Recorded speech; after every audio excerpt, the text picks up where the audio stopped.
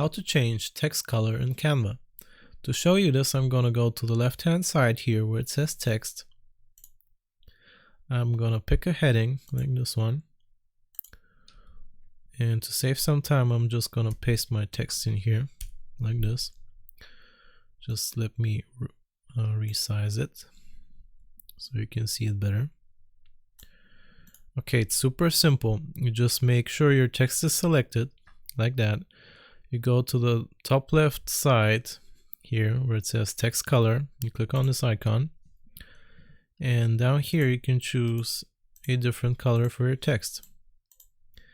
Now these are specified colors which you can choose from, but you can also go up here where it says add a new color, and you can choose a specific shade of that color